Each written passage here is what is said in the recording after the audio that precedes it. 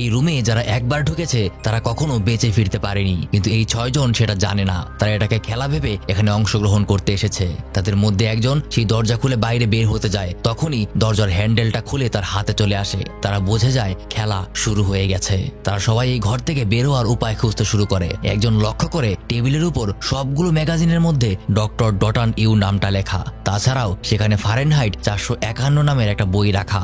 একজন দেখতে পায় সেখান থেকে দরজার হ্যান্ডেল খুলে এসেছিল, সেখানেই একটা আনলকিং মেকানিজম আছে। তাই কিছু চিন্তা না করে এই নাম্বারটাকে তারা সেখানে সেট করে দেয়। কিন্তু তারা তো এটা জানতো না যে এটা আসলে রুমের টেম্পারেচার কন্ট্রোলার, যেটা একবার বাড়িয়ে দিলে সেটা কমানোর আর কোনো উপায় নেই। তাদের ভুলের কারণে রুমে সেট করা সকল হিটিং কয়েলগুলো অ্যাক্টিভেট হয়ে যায় আর রুমের তাপমাত্রা ধীরে ধীরে বাড়তে শুরু করে। তারা এখন বুঝে গেছে রুমের টেম্পারেচার সোজা 451 ডিগ্রি ফারেনহাইটে গিয়ে পৌঁছাবে। তারা প্রত্যেকেই অস্থির হয়ে উঠেছে আর এটা বন্ধ করার উপায় খুঁজতে শুরু করে। তাদের প্রত্যেকটা ভুলের কারণে ঘরের তাপমাত্রা দ্রুত আরো বাড়তে শুরু করে। এখন উপায় বের করতে না পারলেই তাদের মৃত্যু নিশ্চিত। তাদের মধ্যে একজন খেয়াল করে ডক্টর উডেন ইউ এর একটা নেম প্লেটের মধ্যে লেখা যে তিনি নাকি সকলকে টেবিলের মধ্যে কোস্টার ইউজ করার পরামর্শ দেন। কোস্টার হলো টেবিলের গ্লাসের নিচে রাখার জন্য বিশেষ ম্যাট টাইপের জিনিস। তো সে গিয়ে টেবিলের উপরে কোস্টারকে চাপ দেয়, যার কারণে রুমের এক কোনায় অদ্ভুত একটা দরজা খুলে যায়। তাই তারা 6টা কোস্টারকেই একসাথে চাপ দেয়, পুরো দরজাটাই খুলে যায়।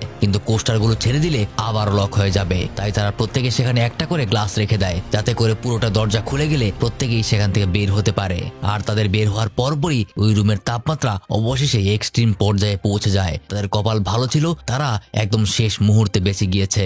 কিন্তু এখানেই শেষ নয়, তারা পৌঁছে যায় আরো একটা এসকেপ রুমে, যেখানে তাদের জন্য অপেক্ষা করছিল আরো নতুন কিছু ভয়ানক বিপদ। সেটা দেখার জন্য ভিডিওর কমেন্টেই পরবর্তী ভিডিওর লিংক আছে, দেখে ফেলুন সেটার সেকেন্ড পার্ট।